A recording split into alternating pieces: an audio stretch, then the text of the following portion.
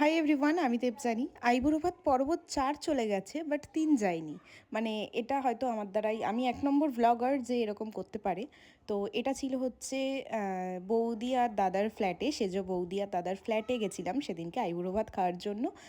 দাদা বৌদি আইবুড়ো ভাত খাইয়েছিল। তো এখানে হচ্ছে টোটোতে উঠলাম, দিদির বাড়ি গেলাম, সেখান থেকে বড়মাকে দিদির বাড়ি অবধি দিয়ে এসেছিলো। তারপরে দিদি আর মানে মিমি আর দাদার সঙ্গে আমরা পৌঁছে গেছিলাম ফ্ল্যাটে। আমি ফার্স্ট টাইম গেছি, তাই আমি ফ্ল্যাটটা চিনতাম না। আর ওদের দুজনকেও ইনভাইট করেছিল, তো আমরা সবাই ৩ জন মিলেই চলে গেছিলাম। আর এটা ছিল আমার রিয়েল রিয়াকশান, মানে এইটাই আমার সত্যি হয়েছিল ফার্স্ট দেখে। আর এই যে সেকেন্ড, এই যে এটা হচ্ছে আমাকে দিয়ে করিয়ানো হয়েছে। মানে আমি বলেছি কর, সামনে থেকে একটা কর, আমি একটা ওয়াও রিয়াকশান দেবো। তো এদিন হচ্ছে আমার ফাইনাল লুক ছিল এটা। অ্যান্ড আজকে শাড়ি ব্লাউজটাও স্পেশাল, কারণ আজকে যেই বৌদি আমাকে আইবুড়ো ভাতটা দিচ্ছে, এই বৌদি ননদ পুটুলিতে আমাকে এই শাড়িটা দিয়েছিল তার বিয়েতে। তো আমি এটাই পরে আজকে গেছিলাম আইবুড়ো ভাত খেতে। রান্নাবান্না দারুণ হয়েছিল, কেমন লাগলো জানি।